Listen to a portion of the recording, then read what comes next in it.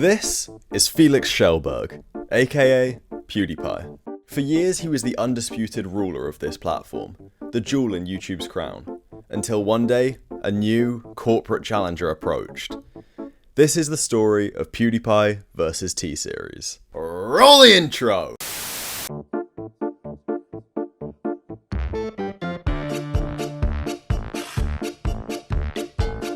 Nostalgia. Hello everybody and welcome back to Nostalgia. I'm your host, internet historian and honorary Indian, Benjamin Brofist Chilcott. Felix uploaded his first YouTube video on the 3rd of October 2010. It was actually a Minecraft video, although he wouldn't return to the game for almost a decade. 2 months later, the Indian music company T-Series posted their first video, but I'm sure that won't be relevant. After a few years of uploading gaming videos and becoming known for his hilarious reactions and sense of humour, PewDiePie became the most subscribed channel on the platform on the 15th of August 2013, with 11.9 million subscribers. He held the title for 79 days before being overtaken by YouTube Spotlight, now just known as YouTube. Hang about, that is mental. The only way he could actually get beat was by the website itself. Over the next 2 months, the fight went back and forth. Who was gonna win? The independent creator or the whole site's nepo baby? Obviously Felix won. Everyone knows that because he proceeded to hold the title for 1,920 days. That's long enough to watch Coronation Street 11 times and then walk from Lisbon to Geneva. If you wanted to do that. By September 2018, he had 66.5 million subscribers, being the undisputed king of the platform. But then, a new challenger approached.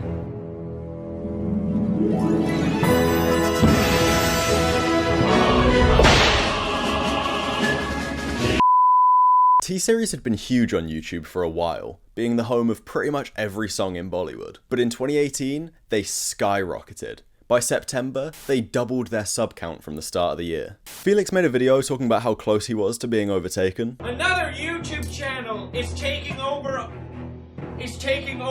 That's right. In no less than in November this year.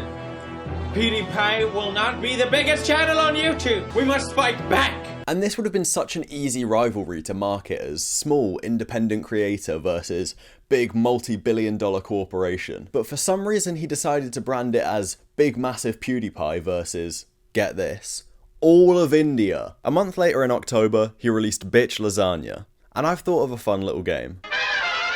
Hey guys, today we are going to be listening to Bitch Lasagna by PewDiePie and doing a shot every single time he's racist.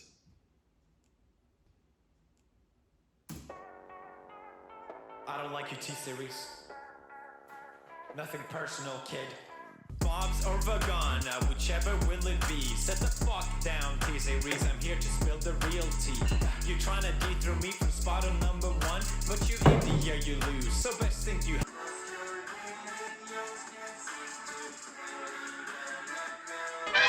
In the closing months of 2018, all the biggest YouTubers on the site rallied behind Felix and created a bit of a movement. MrBeast was a huge proponent of the sub to PewDiePie movement, which absolutely skyrocketed it. Billboards, Times Square ads, even adverts on this very website. In December 2018 alone, PewDiePie's sub count went up by 6.6 million. It was around this time that a few hackers, noticeably Hacker Giraffe and Juicer, began popping up and supporting the cause. They hacked into over 130,000 printers and made them print off messages saying, PewDiePie is in trouble and he needs your help to defeat T-Series. Later down the line, they also hacked a bunch of Google Chromecasts and made it say the same message on people's TVs. Juicer actually came out and said that he'd received serious death threats over the hacks, which had really impacted his mental health. Not poggers. That same December, Felix posted a video encouraging his fans to donate to the charity Child Rights and You, who work to ensure children's rights in India. This was because some people had made the crazy claim that there was an anti-India sentiment in his videos.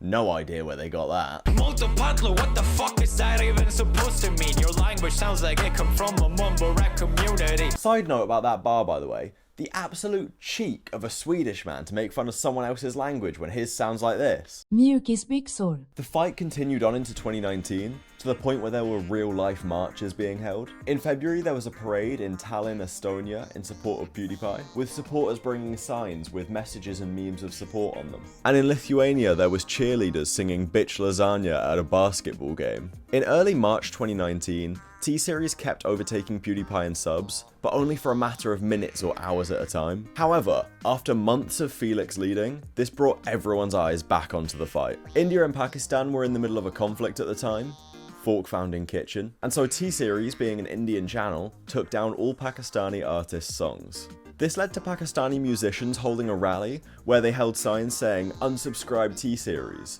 and some of them even showed support to PewDiePie. Like every internet trend, it got taken too far though. There was a mosque shooting in Christchurch, which the perpetrator live streamed on Facebook and closed out by saying, "Remember lads, subscribe to PewDiePie." This goes without saying, but that's absolutely abhorrent, and Felix has denounced the shooter online. On the 21st of March, Pewds tweeted that the first channel to 100 million would be the winner. People had already been talking about this, but Felix himself saying it really kicked things into gear. The race was still on, and going as fast as ever. A user on the PewDiePie subreddit created a malware which got onto people's computers and encrypted all their files, saying he would release the decryption key if Felix hit 100 million. But if T-Series beat him, then he would delete it forever. That's so funny, because why did he give so much of a fuck? Why did he care so much? I'm saying this has nothing to do with you, Wilbur.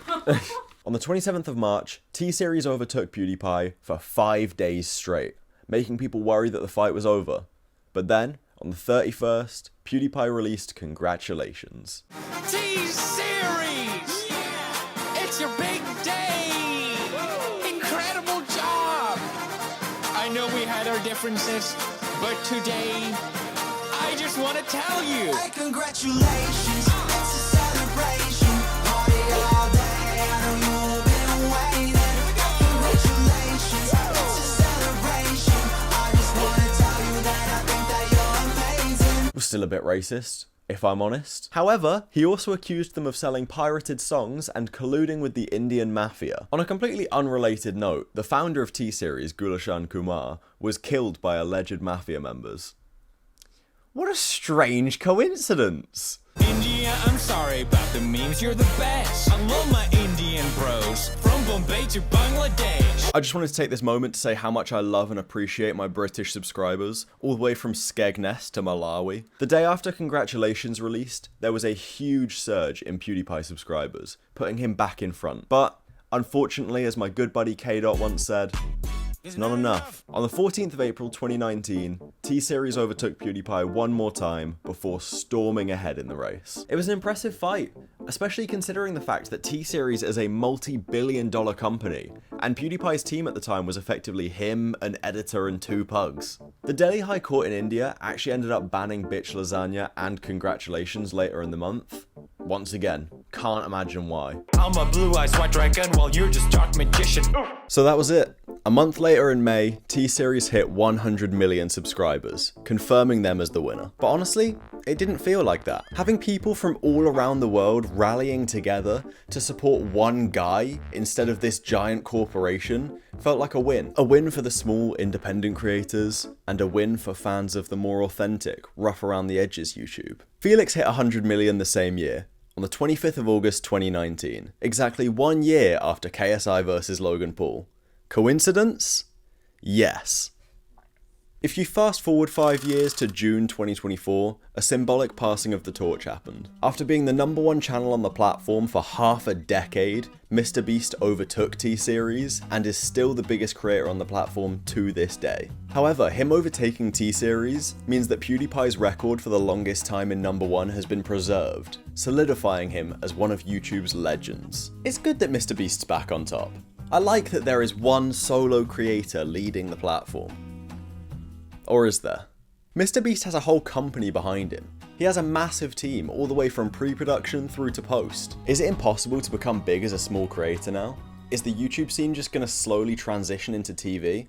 What do you think? Let me know in the comments what you thought about this new style for Netstalgia, and let me know what you want to see next. Thank you for watching, follow me on Twitter, and I will catch you for the next catch up. Bye!